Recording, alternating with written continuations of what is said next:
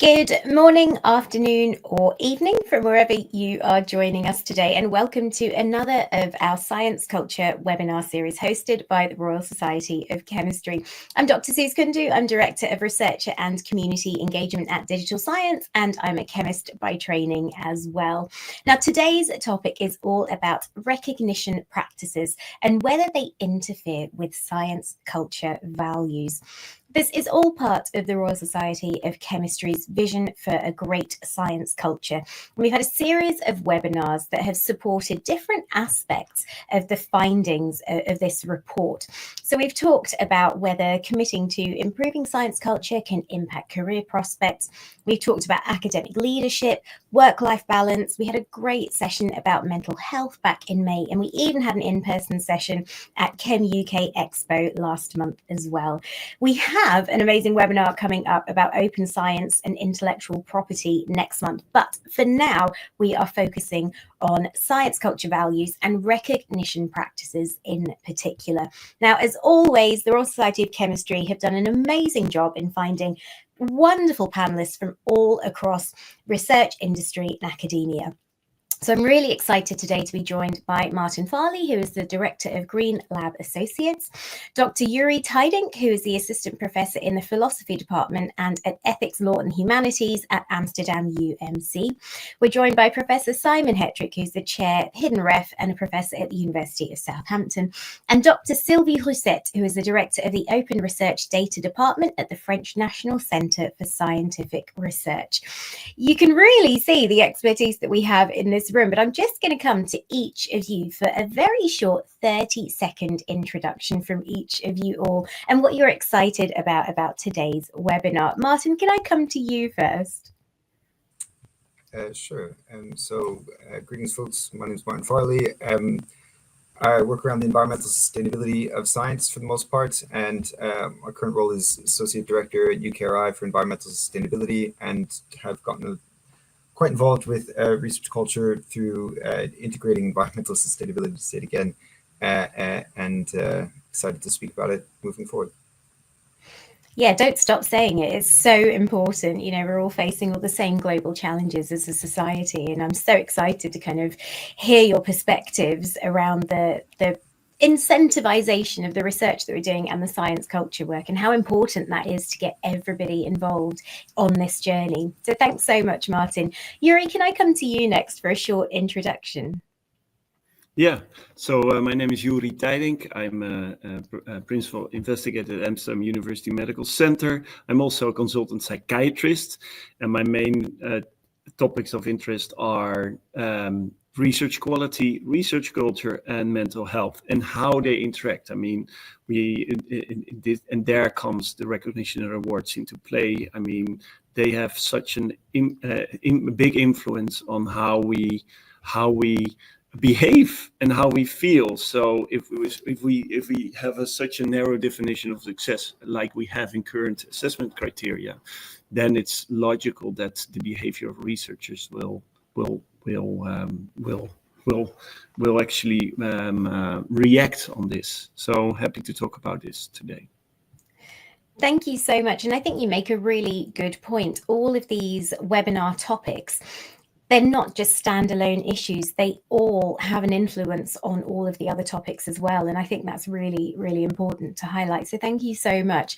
Simon, can I come to you next for a quick introduction? Yes, I'm Simon Hettrick. I'm the chair of the Hidden Ref and a director at the Software Sustainability Institute. So the Hidden Ref is the thing that I'm mainly focusing on at the moment, and it's a campaign to broaden recognition for what's important in research and who's important in research. It's looking at the different research careers and the different research outputs that we all rely on that are absolutely fundamental to the work we do. The thing I'm excited about is anything to do with research culture, basically, because research culture drives absolutely everything in the research environment. If we can get the culture right, we can lead to a more equitable and a more effective research environment. Absolutely. I will also say to anybody that is tuning into this, do check out what the Software Sustainability Institute are doing. They are doing amazing work. I really must try and find a way to collaborate with you, actually. But that's a side note. Before we get to that, I'm going to come to you, Sylvie, for a quick introduction on the work that you're doing and what you're excited about with this panel discussion today. Yes, thank you very much. So I'm Sylvie Rousset. I'm senior scientist at CNRS. I used to be a physicist in nanoscience, now in charge of open science, like what you said at CNRS. And I'm very excited about the lots of progress that have been made recently for open science, specifically also open access. And we really expect that in the future, open access can be free both for the readers and the authors. And this will be fundamental for a better integrity for science culture and also more ethics about that. And nowadays, milestones would be to change our system of research evaluation. And I would be very happy to talk a little more about a new coalition started in Europe and now internationally recognized and called COARA. Thank you. COARA is one of my sort of favorite collaborative initiatives as well. As a sort of big fan and proponent of, open research generally and globally for everybody. I'm really excited to have you on the panel. And of course, I think a lot of your thoughts will lead into the last in the webinar series as well next month. So this is a perfect time to be bringing you into the conversation. So today's panel discussion is going to follow the same format as before. We're going to have about 40 minutes of discussion and then 20 minutes of audience questions. So you can submit your questions. Some have been submitted in advance, but you can keep submitting those through whichever social media platform that you are using to watch this through. But first off, as always, we will have our participation agreement. So we want to make sure that everybody that is participating in this event can enjoy the event and feel able to contribute. So by remaining a part of this event, as participants, we all agree to foster equal participation. We will not tolerate bullying, harassment, or discrimination. We will treat people's identities and experiences with respect, and we will engage with kindness and respect as well. We'll keep communication professional. We will consider diverse cultural backgrounds, and we will contribute constructively. And given all of your biogs, I think that's what you all do very, very naturally, which is why you are all on this panel today. So let's get to the topic at hand, which is whether recognition practices interfere with science culture values. So we know that recognition practices, things like prizes, awards, grants being the classic, and all the other forms of recognition traditionally focus on academic achievement. In this session, what we want to talk about is whether other contributions to the community, such as initiatives aimed at improving aspects of science culture, are being appropriately incentivized and recognized. Because, of course, this adds to whether or not people value these things or not, whether people genuinely make time for these things or not. So if we truly value them, they should be incentivized and they should be recognized appropriately.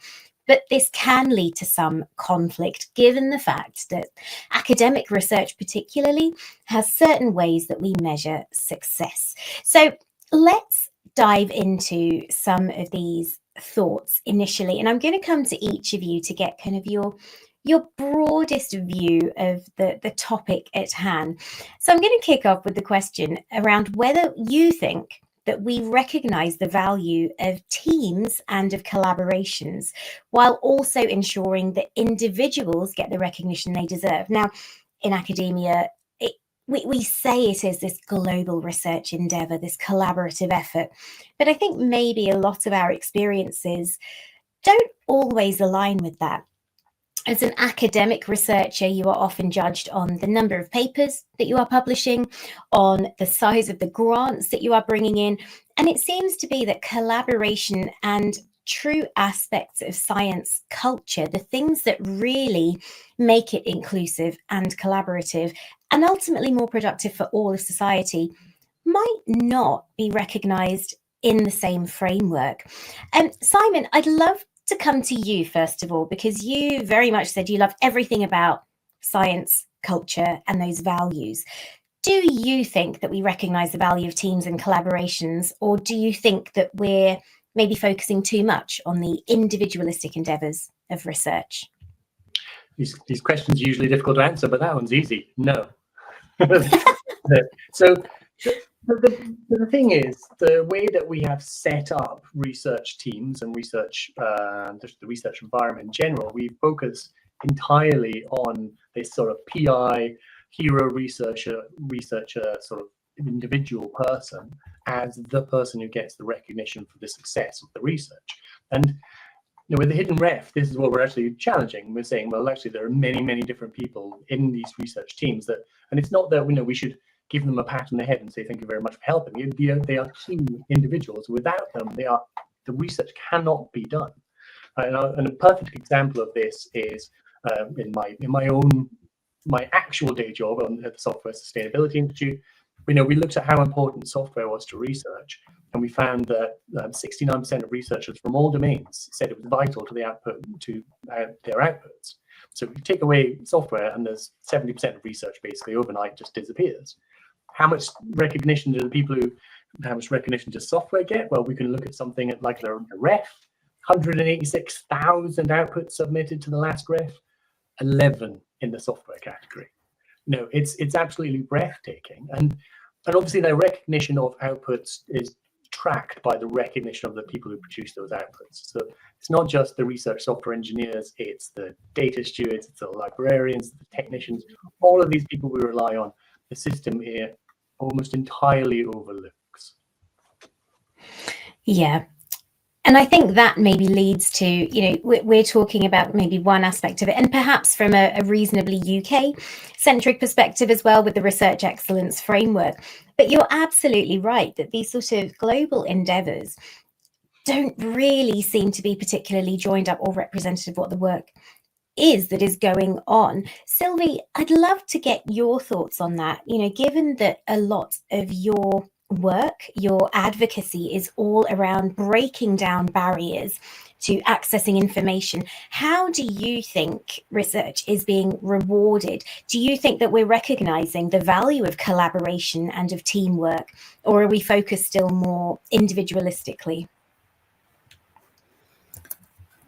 Well, the point is that we rely much more on indicators, biometric indicators, which are much more global, and there are really too much use of these indicators. So I think today this journal and publication-based metrics, there can be a hurdle to the recognition of diverse contribution, and they may negatively affect the quality and impact of research. And also they also contribute to an unhealthy research culture and unaffordable publication system. So I think everybody all over the world agreed that this has to be changed, and there must be a common direction to change this, and this will build on previous progress that were made, for example, by the DORA, the San Francisco Declaration, the Leiden Manifesto, and so on. And an agreement was established in 2022 in the context of the UN community to share common principle. So maybe I just want to recall these 4 commitments, and I will stop there, not to be too long, but it will emphasize what you were saying, because there is a need to recognize diversity of contribution to and carriers in research in accordance with the need and the nature of the research. So not only publication, but all of different contribution. It has to be based research assessment primarily on qualitative evaluation, for which peer review will be central and supported by responsible use of quantitative indicators. Abandon the inappropriate use of research assessment of journal and publication-based metrics, in particular the journal impact factor and the H index, because nowadays it was good, I think 20 years ago, but now they are really manipulated, and this has no sense anymore. And we should avoid the use of ranking or research organization. It just means that it's not because you are in an organization which is the first one that you are the first one. So I think this is ongoing for changing this. Maybe I stop here now. Oh, Sylvie, I almost don't want you to stop, because all the things that you are saying are things that I personally and professionally believe in as well. You know, at Digital Science, we're also DORA signatories. I do think you are absolutely right. It's about appropriate use of ranking and metrics so that we are actually pushing research forward to a more productive place for everybody. So I think that's really interesting. And I think one of the things I'd love to pick up on with you, Martin, is in the area that you work in, and in an area that is impacting all of us. You know, the global challenges that we're facing predominantly fall around big sustainability issues. We have the UN Sustainable Development Goals, this kind of roadmap to how we're going to create a more sustainable future for everybody on the planet. But these research and development innovations and initiatives rely on kind of the breakdown of silos of knowledge. It relies on collaboration, you know, across all these borders. How do you feel that research rewards at the moment are benefiting that endeavor, or do you think maybe they're hindering it? Do you think we do enough to kind of encourage collaboration at the moment?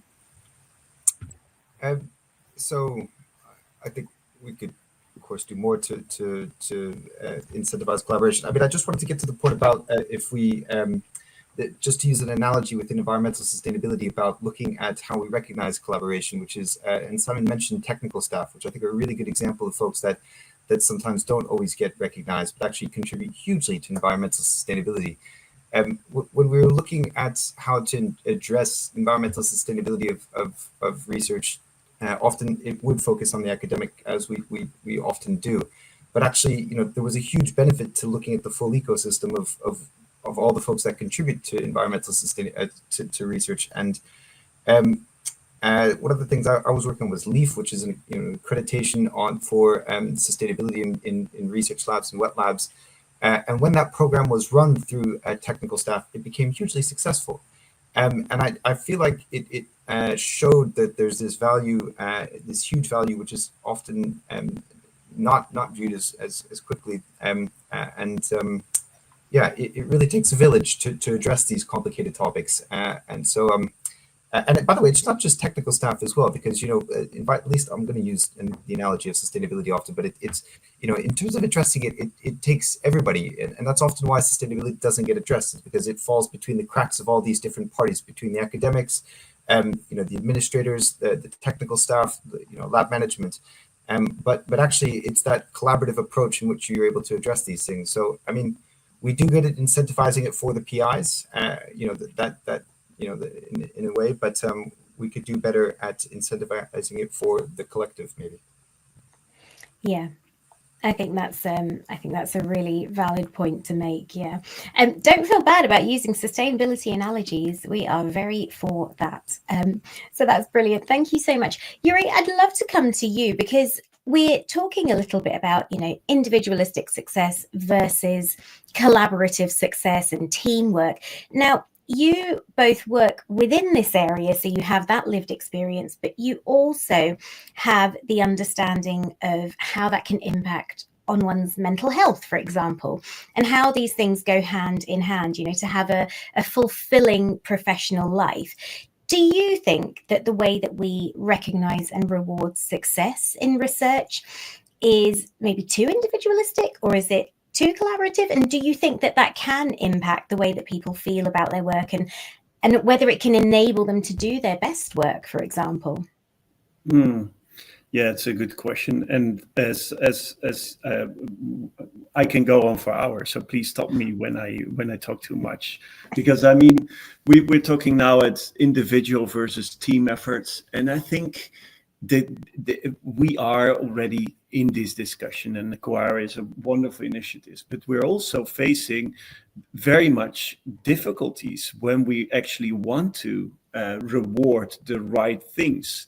And then I was thinking, it's not only about collaboration, it's also about leadership, it's about creating a safe environment, it's about equal opportunities, it's about mental health, it's about teamwork, of course, it's about valorization, it's about outreach, it's about so many getting the grant, because without money, well, you cannot have a sustainable career or a sustainable future for you and your team. So it's about responsibilities. And this is exactly the core and the difficulty that we're currently facing, is that we don't know. We come from this very unidimensional approach of measuring only these publications and grants and maybe some outreach or output. And now we have to look at an individual. And this is, I think this is the most problematic at the moment, that we don't know exactly how to do it. And if we have this review of CVs or review of this narrative CV, then it's also not. Are we then sure that we actually reward the right thing for researcher? I mean, I think that's the difficulty that we're currently facing. And how can we actually implement the values that we have of a supportive or positive research or responsible research culture or environment? So you asked me to be a little bit provocative then here, and I think this is a very important discussion, because it creates a lot of uncertainty as well. If researchers don't know anymore what they are actually measuring in order to advance in their career, for example, and what is rewarding or what is recognized at your department by your leader or by the system or whatever. So this creates so much also insecurity, while security and security is an important factor for safety and for mental health as well. So I would love to discuss this more, and I'm also very curious to hear about the other panelists about this, right? Yeah, actually, I think that's quite a nice place to open that up. Does anybody want to comment maybe on what Joeri said or what any of the other panelists have said so far? Because I think I could see Simon kind of itching to. There was a lot of nodding. Simon, would you like to contribute to that as well? There was a lot of nodding, because I think it's the issue that we always get when you set up a campaign like the Hidden Ref. You say, oh, we know that the focus on publications is too much, and that is creating a culture which is inhibiting our ability to conduct research because we're overlooking the valuable contribution of all these people. People instantly say, well, what are you going to measure instead? And that's a very good question, right? And one we have to answer. We can't just smash the system and not replace it with something. But the problem is that we are the peculiar ones in academia. We're the ones with this focus on one countable metric, well, two, I guess, research funding and publications. And we say, we sort of wring our hands and say, well, what we're going to do without publications and research funding. And my advice there is look at almost the entirety of the rest of the world and every other industry and profession. So because these organizations all have to gauge the success and the contribution of their staff members through the work that they do, and that involves a more sort of narrative discussion. There might be some metrics thrown in. Industry often has things like how much money you've made. I come from a legal background, and ours is all about how many hours you could bill, which is basically how much money you've made. So you've got some industries that have that sort of focus on maybe one or two metrics, but almost everything else is what contribution have you made? How can you explain that? Now, I think it's vital, as Joeri was saying, that we have to be clear with research staff when these new changes come in, that so they know what they need to do to progress their careers. Because regardless of how we look at research recognition, it usually comes down to like progressing your career, knowing that you've made a successful contribution. But as long as we do that, I see absolutely no problem in moving away from this myopic, I would argue, focus on publications. Mm-hmm. I think you make a really interesting point. When you say we're the peculiar ones, I would probably say that almost every panelist that we've had across these webinars have been loud kind of advocates for the thing that they care about. And I think almost every person felt that they had started off really pushing against this almost immovable framework that we're working within at the moment, and they're slowly trying to kind of build up and keep that resilience going, keep that strength going, because people do care about it, but it's really difficult to change an entire global culture, and there are so many different facets to it. So how do we start to go about that, for example? Sylvie, I wonder, can I pick your brains on this? Because if we take open research as one example of a transformation in research culture, a change in the way that we are trying to do things for the better. And if we try and take a slightly global perspective on this, what is going on outside of the UK? Are there countries that have done a really good job in trying to incentivize these changes? Or has it all started off with these kind of individual advocates slowly building up? What's your experience in that? And how can we learn from open research as one example?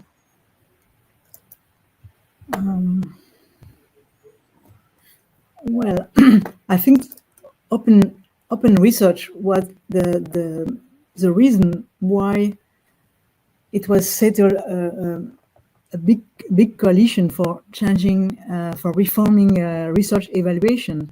This was the first motivation. Also, the main motivation is also to preserve the quality of research, and so now I was talking at the very beginning from an agreement about principles where everybody agrees about what we have to change in reforming research evaluation by changing the criteria and by being less qualitative and less quantitative and more qualitative. And I think nowadays we have this coalition that started in December 2022. And nowadays there are more than 600 members all over the world. So it's an international coalition. You would have asked me that 4 years ago. I would never believe it will make a reality, but nowadays it's done.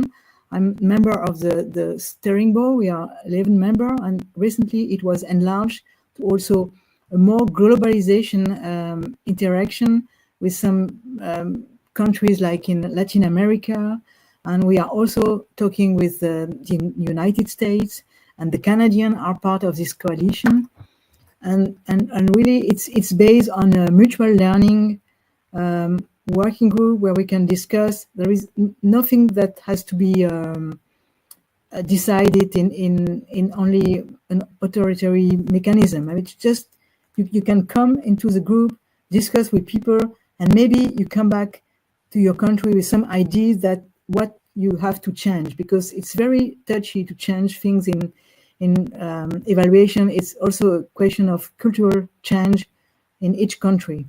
But I think it's really a reality, and by talking all over the world about that, it will change things, and I think for the better. I hope so. Yeah, I hope so too. I mean, I know that you're already doing amazing work in that area, and I do think you're absolutely right. Starting to create communities and networks to share best practice, to learn from each other, to work out whether a departmental or an institutional mandate or a government mandate can change these things. I mean, reflecting on open research, for example, I remember I was a researcher at UCL for the longest time before I started teaching, and we had the university that had made a commitment. We then had things like the ref that was saying, you know, every ref submission must be open access. And so you start to see these small things from these different areas that start to then really change the culture. But a lot of that is driven by this kind of grassroots community of people that are pushing for it as well. So I think that's really important to reflect on. I'd love to maybe talk about the differences between academia and industry as well, because I know that we've talked a lot about academic recognition of success, how maybe it is particularly focused on publications. Martin, I do feel that perhaps working in the area that you work in, being sustainability and being for UKRI, a lot of what you see must be academic, but I imagine you have experienced sort of success being measured through a lot of smaller organizations, startups, and other industry organizations that are working in this area. Can you tell us a little bit maybe about the different ways that we can measure success and this change in science culture from your experience? Well, I mean, actually, I think Simon put it well in highlighting, again, sorry to hope on you again, Simon. But it was the fact that the academic world is sometimes unique in the sense because industry is industry, whether it's for research or for other areas as well. So the recognition in industry is much more based on I guess title and salary and the quality of your LinkedIn your persona and all that goes with it. So I mean, yeah, I would say that is what we see more in industry. I can't help it, but just on the last question in terms of how we address this somewhat in terms of an extreme one, I was thinking about the question you asked to Sylvie, and what we've seen outside is, sorry to jump a little bit, but we had a workshop with other funders around Europe around environmental sustainability. It was European funders coming together about what do we do and what would the future look like in an ideal world. And one of the things that came up was this publish or perish, worlds and how it pushes people to conduct lots of research and how it's an environmental sustainability issue as well because of the inherent resources and how resource intensive research is actually and something we don't always recognize, but the amount of energy and resources that goes into producing the data that we gather is not insignificant, and it's growing incredibly quickly. It's growing between, the estimates are between 4% and 8% a year in terms of publication rates globally, which are quite quick. And we were just debating how do we address this, and some people were discussing whether we should cap the number of papers per annum and to make it in terms of trying to focus more on the quality of research, and people discuss slow science and etc. And I know slow science is maybe an ambition that's not possible because the world is the world, and you mentioned industry. I don't know if anybody's going to really want to slow down, but at least in terms of quality and focusing on the impact of that research. So it started to jump a little bit, but it was just thinking about that other question. No, not at all. And do feel free, this is a super open discussion, and all of these themes do kind of lean onto one another. I think the comment you made there about kind of how we measure and how it's related to publications versus quality. And I know, Joeri, this is something you are very passionate about as well. I think that's an incredibly important thing because I think perhaps the current system within which academics in particular are having to work is that getting any publication out there sometimes is better than getting nothing out there or getting something that is actually of a higher quality. And I do think that can force people to, sometimes even inadvertently compromise their research integrity. For example, perhaps they're kind of going, if I look at these results from this angle, maybe I can get away with this. What we don't tend to do is publish. I have a negative results story that I keep telling each time, which was around photocatalysis, where we were all, when I was a chemist, trying to recreate a photocatalyst that this amazing Japanese group had done. And none of us could do it across the world. And all of us are putting in this money, time, resource, effort into trying to do this. And we ended up bumping into some of the people from the group at a conference, and they said, oh, we just had tranches and tranches of iterations that just didn't work, but we didn't share that with anyone because it wasn't a positive result, it was a negative result. And so we have all of this quite irresponsible waste of time and resource and effort and money because we're not sharing things that haven't worked. Joeri, how do you feel about that? Because you've even written, I think, a book about the relationship between sort of quality of work that's being published, the publish and perish cycle that we live within, and also how that impacts people's mental health as well. It's sort of this cycle, isn't it? Can you tell us a little bit more about that? Yeah, so I think it's nice that you bring this up. So it's fairly easy, right? You feel pressured because you have to publish. You have to publish more, not only PhD candidates, but also mostly like postdoc and assistant professors. They feel the most pressure, so they need to push out papers in order to advance in their careers. And the problem with this pressure is that what we measured as well is that the more pressure you feel, the more mistakes you make. There's a relation there, and the more mistakes you make, well, the less reliable and quality the research is. But also that the more compromised your mental health is, the more mistakes you make as well. This is not only in academia, but it's everywhere. And academia specifically, or doing research, is something that is such a elaborate but also very complex and long road. So the number of mistakes that can occur are frequent, and this is the cycle that so you feel more pressure, you make more mistakes, you need to publish, and this is actually not sustainable. And I think there's one thing about we not only need that the researcher will change, but we need that the culture changes. And Brian Nosek, the founder of the Center of Open Science, he wrote down in a blog post a beautiful pyramid about culture change, right? So first you need to have the tools that you can actually make this change. So in terms of the reward, recognition, changing recognition and awards, you need the tools, but you also need to make it actually possible. But you also need the communities that actually want to make this change, and you need also the policies and the reward system to actually to that people will change eventually. And this makes it so complex because the research endeavor and the research environment, how we create this, is not only dependent of researchers, like the core people that play a significant role there are publishers and funders as well, and institutions. So that's why I think the culture change goes very slow, and that's very difficult to make significant change in the short term. But actually, what we do need is communities like this, or this webinar series that we talk about these issues, and that's also I call them always the grumpy old men that are still rewarding the high impact factor publications. I think we should really make this change and continuously speak up to actually make it actually possible and rewarding to change. Yeah. I was about to kind of wave my little research revolution flag. I don't have a flag near me. I have a pride flag near me. I might wave that later.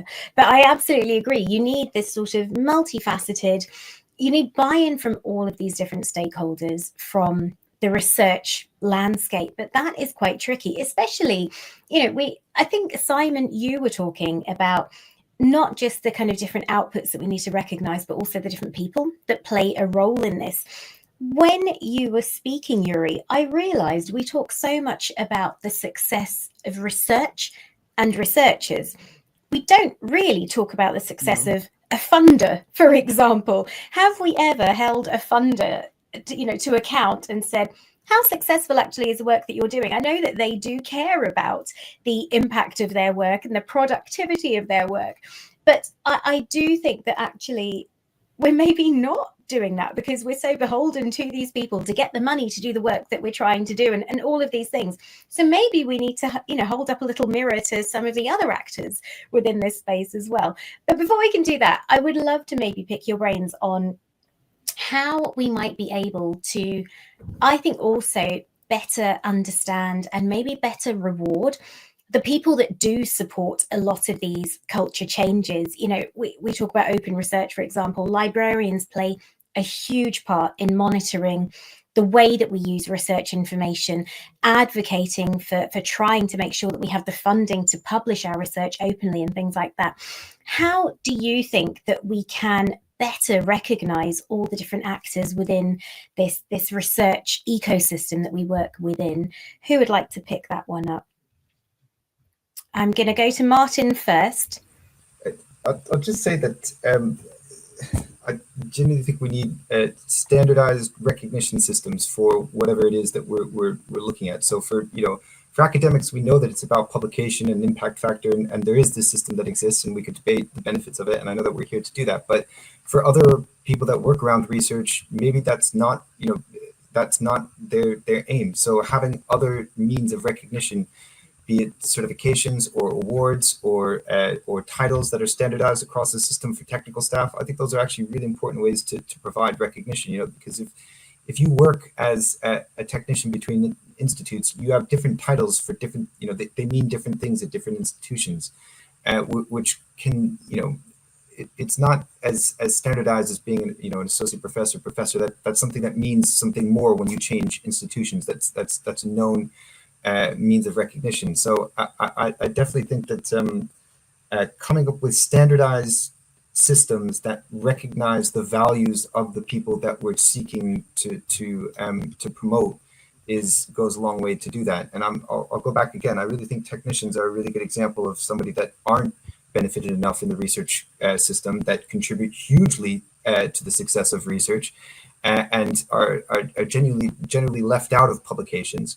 And their means of recognition is basically just their pay often. And I would argue that if you had a more standardized system, again through title and or awards. And by the way, I think the technician commitment in the UK has done a fantastic job of starting that conversation. So one of the things that they're actually doing is looking at that. I think for sustainability as well, that was the same thing, is that if you wanted to be environmentally sustainable in research, it's essentially this voluntary extra that people do amongst all their extra time. So essentially, why should they do it? Because they care. But by providing a standardized recognition system for that, you incentivize it and provide means and target as well for people to aim to. So it's about looking at the other values and providing standard approaches. I think you're absolutely right. I think the technician piece as well is such a valid and valuable example to use here. I think about them often. Crosby and Phil from UCL Chemistry, if they had not been the enablers that they had been, I would not have gotten my PhD, but it was never a no. It was always a let's work out how we can do this. And yet we genuinely don't reward them as well as we should. If technicians were included on every paper that they have had an impact on the research of, they would be the most prolific researchers across the world. And yet we don't acknowledge that. And that is a really, really valid point to make. So thank you so much for saying that. Did anybody else want to chip in? I think, Simon, you had your hand up, didn't you? Yeah, go for it. Definitely. This is my favorite subject area. So if you look at recognition systems in general, one of the things you do when I'm going out and I do talks about that we need to change the system, and people will say, oh, well, maybe one of the things we could do is we could name more people on papers. Let's not change the system. Let's just broaden who's included and recognized in them. And I think that seems to be, it smacks to me of an argument of like, let's just keep doing what we're doing. but the issue I have with that, and I always use technicians and librarians as the example, and it's like technicians and librarians have existed for as long as research. They're still not named in publications. We still have really just weird, like terribly unfair systems in place. So there are a number of universities where if you're a technical staff member, there's a cap on your earnings. So somebody at some point has just said, it's impossible for you to ever contribute to a level higher than we will reward in this way. And I see absolutely no reason for doing something like that. If somebody is contributing, regardless of what role they're contributing in, if they're a technical staff member, then they have found a way to contribute to research in such a way that they can get through a promotion panel, then they should be allowed to get through a promotion panel. It's a cruel system at times. So I think the first step in recognizing all of these different roles is to take a completely fresh, open-minded approach to it and not carry some of the prejudices we have from this sort of academic system that was set up between 350 and 200 years ago. But it's not suitable for the modern world and the modern way that research is conducted. And then we have to look at each of the different roles. And I think Martin's point about having sort of some sort of sensible structure where people can be promoted to different levels, and then they can move job to different universities, or even better, and like just imagine a world where we could move to industry and come back later on. So that sort of portability of roles, I think, would be really supported by having that system that Martin was suggesting. Then, for each one of those roles, you need to have somebody who does that work on the promotion panels who understands the impact they can have. And again, we get this sort of feedback when we're looking at, well, how could you tell about how somebody like a data steward, the contribution they've made, and how could you possibly compare that to a researcher or somebody who's a lived experience contributor or one of the many other roles that we rely on. And the point is by drawing on the expertise from those communities themselves. So you get research software engineers to understand the impact of other research software engineers. You don't just assume that everything will be, all of these panels will be conducted by academics. So I think changing the system, I mean, it really is a root and branch sort of change that we need to put into place. But start from understanding, accepting that entire system needs to change and everything else will follow. I think you make a really good point. It almost feels like with all of these different types of role within academic and industrial research, you almost need to be picking your success criteria based on what you're contributing. One size really does not fit all in the slightest. And it almost feels like we need a diversity and a flexibility around the kinds of KPIs that people should be able to choose based on their skills, based on their interests, and based on the journey that they're on and the contributions that they're making.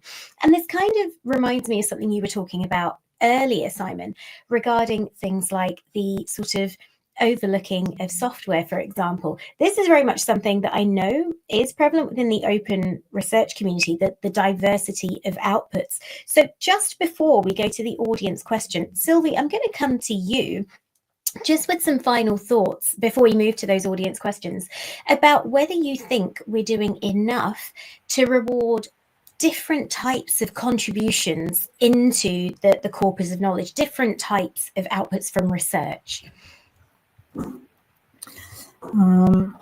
Yes, I can first answer to your question about diverse contribution. That for sure, diverse output of research has to be considered, and you were talking about publication, but of course there is not only publication, and you talk also about sharing the data. So sharing the data is very important if you want to make some experiment reproducible and so on, and this will make some economy to share the data, that everybody is not doing the same experiment at the same time. It's a very important point. I would like also to answer to some question in the chat about what is the effect of the pressure on the researcher for publication. I think that the major effect is that everybody wants to publish more and more. We are only, again, we are at this stage that people want to publish more and more, and this would lead to some paper. Either they are not really very good reviewed because it's become harder and harder to find the right referee because everybody is very busy and we have more and more publication to review. This is the first point. And the second point is that now we see that some paper have really big problems in the fact that more and more paper are retracted because there are paper mills, and artificial intelligence has become has fostered the publication of more and more paper, and you can find what we call tortured paper, where you have tortured phrases, which is that sentences that have no sense, which are in the middle of the paper, and some are published even if there has been a review report, and so there are more and more such papers, and so I think that publishers, and also we are concerned by that at CNRS, to try to provide a tool that can help the researcher to know if the paper that he's going to cite have been retracted or not, because sometimes they are published and they are retracted many months afterwards. So I think this is a new, very actual problem that has to be handled also by publisher. I would say. I would stop here. Yeah, no, you're absolutely right. One of my teammates and colleagues, Dr. Leslie McIntosh, has a delicious collection of tortured phrases that have obviously gone through several series of, AI generated tools and are clearly part of sort of little nefarious networks of things. So it's amazing. Do read up on her work. It's really, really interesting. Thank you so much, all of you. I am going to go to some audience questions now. And the first one is from Asha Hock. And Asha says, hello, Asha. Asha would love to hear our thoughts around the idea of community and how that can affect recognition, both on an individual and collaborative level. Joeri, I think you are perfectly poised to take that one on, first of all. Can I come to you about thoughts on community? Yeah, so you need a community to actually make a change. I said I tried to highlight this in this pyramid of culture change.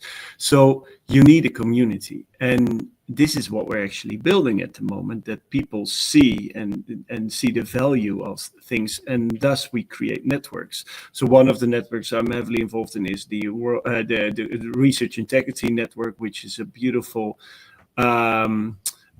community of so many different types of researchers from different disciplines that we're trying to work on research quality, but also on equity and also on so many other things related to the research process. But the same goes for the Coara movement. I mean, this is also a community that is just starting, and there are so many people that are actually most researchers know that the current system is not fair, it's not good, and it's not rewarding the qualities that we actually want that researchers encompass, right? So there are a lot of communities, but only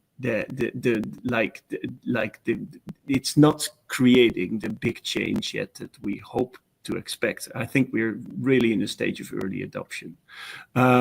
So only after we all can agree that the recognition of reward should actually change and that the old school metrics do not apply anymore, both on policy level, but also on community level, on reward level, and so on and so forth, then there will be a change both for the individual, but also on the collaboration. So I think that's why I think we really have to invest in communities. We cannot make any change by ourselves. We need each other in order to make this change. I hope that's an answer to your question, Asha. I think that's certainly a starting point as well. Yeah, I think community is often overlooked and deeply underinvested as well. And I think particularly in trying to gain this global perspective, I think of open research as one example, and places like Brazil, who are doing brilliantly. I think of research integrity, and there's places like Ethiopia that are doing so well on their journey to research integrity, in greater research integrity and more robust research. And there's so much that we can learn from other communities, but we're still quite disjointed because we just don't have that resource, that time, and the money to try and set up something whereby we can really share all of that best practice, and we can come together and really propose solid policy changes to make this better. Does anybody else want to comment on the community aspect of this? Simon, I am going to come to you because I feel like you need to say something here. I did want to say so. I just don't want to monopolize it. So for me, community is the most amazing ability for affecting change in academia, and that's where I think, I would like to focus on this question. When you look at how academic policies are made, you realize just how decentralized university decision making is. You have this pyramid sort of structure, you think, when you look at management, but actually power is spread very, very, very evenly across various different people in the university. So if you want to change a policy, it's really difficult. You can't just go to one person, convince them, and that's it. You have to convince many people, and that's at one university, and they're all different. Now, I imagine that's definitely the case in the UK. It's my understanding of what universities are like around the world as well.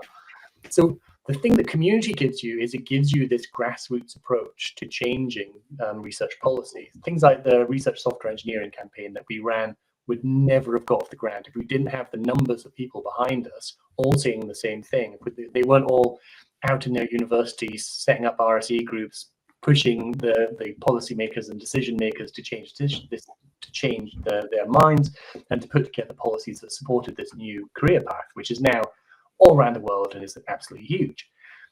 So that's the thing that community gives you. It gives you actually a way of affecting policy change within universities, and that's why I think it's just, and it's also a hugely rewarding thing to do, to set up communities and work with them. So I think absolutely communities are the way forward. Definitely. So speaking of community, we have some more audience questions. The next one is from Danette Abebe Gashu, and they ask, how does the pressure to gain recognition influence ethical decision-making in research, and what measures can be taken to ensure that ethical standards are upheld?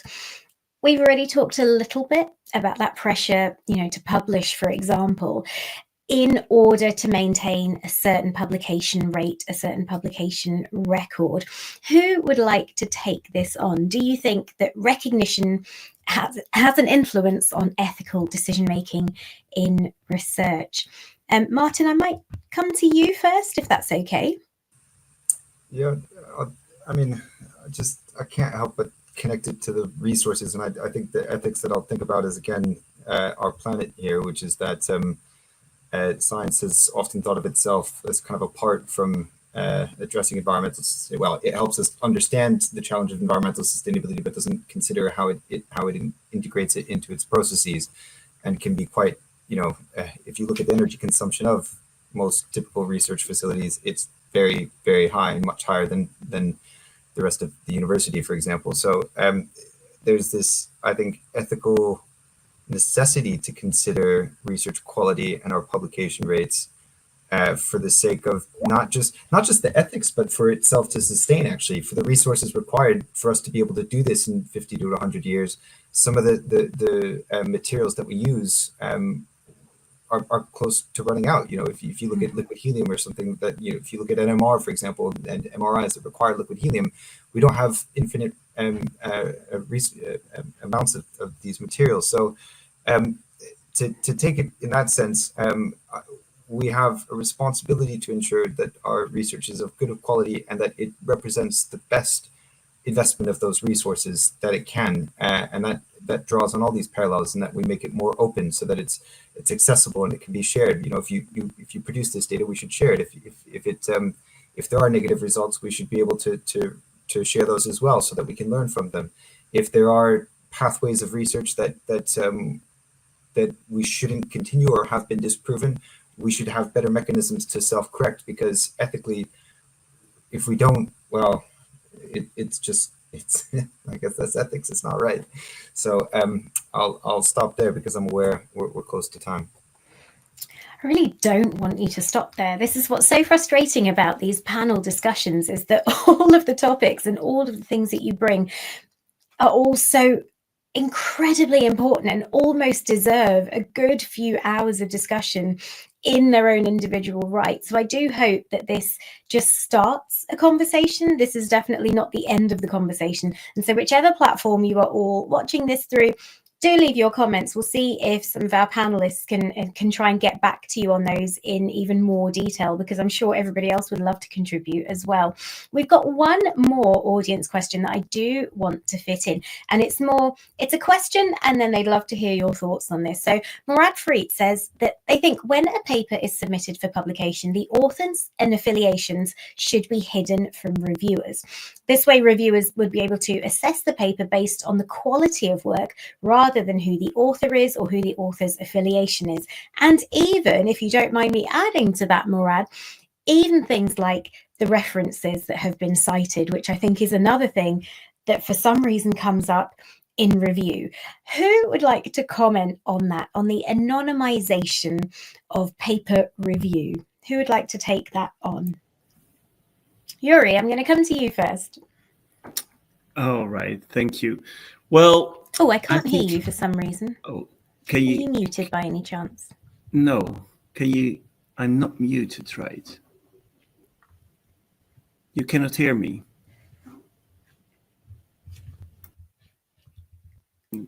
That's unfortunate. I'm just gonna, so I can hear Martin when you come off mute. You're all good. Can you hear me now? Simon, do you mind coming off mute for a second? Yeah, I can hear you as well. Oh, that's very strange, Joeri. I think it might be an issue with your sound, perhaps. I think so. I will come back to you, Joeri, because I really do want to hear your thoughts on that. I just wonder, Sylvie, did you want to comment on that at all, on the anonymization of papers through paper review? Yes, I think, and instead of anonymization, I think one good thing would be to have an open review system, which is sometimes used in some journals, because then everybody can read the review, and in principle, then the argument that will be written in the review will be more scientific sounds. And then in principle, when some journals practice this open review, it will raise the quality of the paper. So I would definitely vote for that rather than anonymization, which might be complicated and maybe not solve all the problems. Yeah, thank you so much. I will just say, I believe the audience could hear Joeri. It was just all of us in the room that could not hear Joeri. My apologies. He was probably saying something incredibly profound and I spoke way over him. Joeri, I'd love to come back to you if that's okay.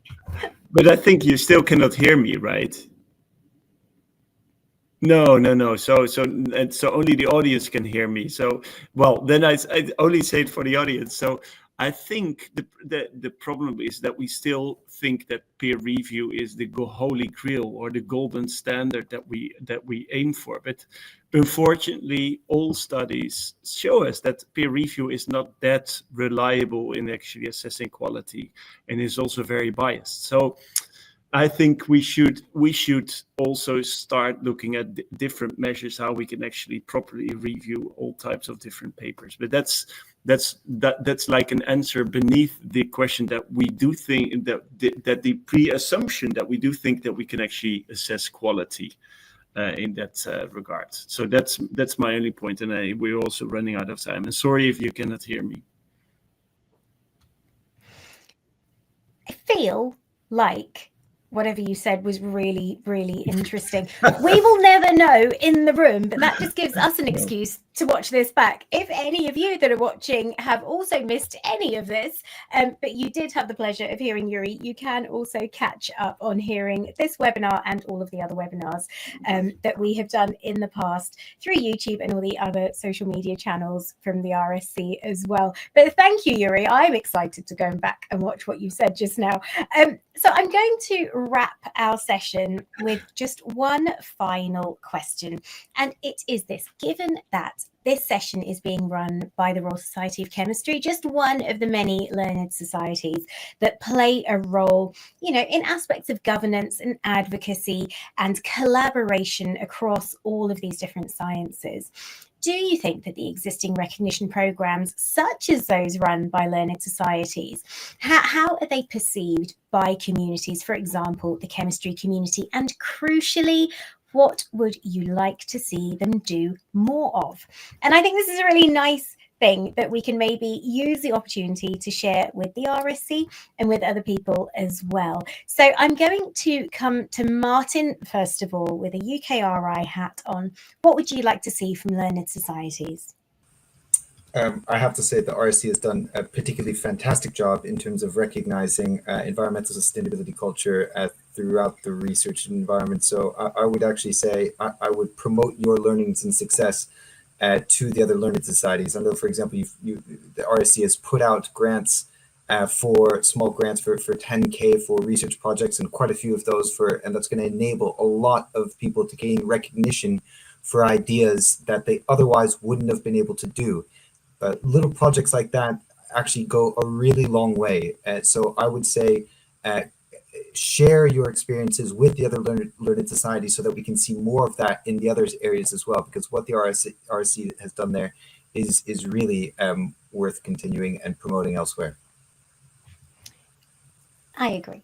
I I'm a big fan of the RSC, and I think it's a great thing that they're doing. They're really, I think, being quite open and transparent and actually saying we need to do things better. And I'm really pleased to see lots of other learned societies following suit as well and working together, which I think is crucial. Joeri, I'd love to come to you next, and I really hope I can hear your thoughts on this. But I know that our audience can, and that's the most important thing. What do you think you'd like to see from learned societies? Well, I think you cannot hear me, right? Oh no, you can. So maybe, yeah, I just have to speak. Well, I mean, this is part of the community building, right? Learned society are extremely important in fostering this change. And I think, and this is something, if you want to talk about culture change, that every change starts with an initiative, right? And if a learned society have an initiative that can be potentially valuable, then we actually should cherish that and see if it also works in other societies or in other communities. So that's my point on learned society. Now I have to wave, so Sue, you know that I'm finished. I couldn't hear you. I feel like you ended with a wax on, wax off metaphor. I don't know, but I'll find out soon. But as long as our audience heard, I'm all good with that. So thank you so much, Joeri. Sylvie, I'd love to come to you with your thoughts on what you'd like to see learned societies do more of.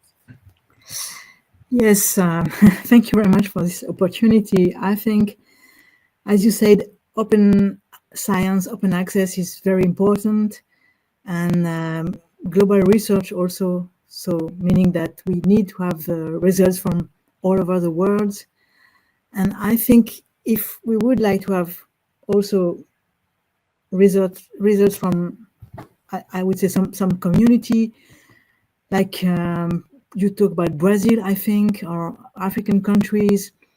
I think maybe RSC could be one of the first big editors to propose some different economical model for publication, meaning not just APC economic model where we have to pay for publication and it can be cost a lot of money. Then you could be the first one to promote some models like subscribe to model, the subscribe to open model or the diamond model, where then it could be free for both the authors and the readers. And that would be really something very, very important. And as CNRS, we would be very interested to talk about that for some of your journals. Definitely. Yeah, we do forget the role that they play as publishers as well. You're absolutely right.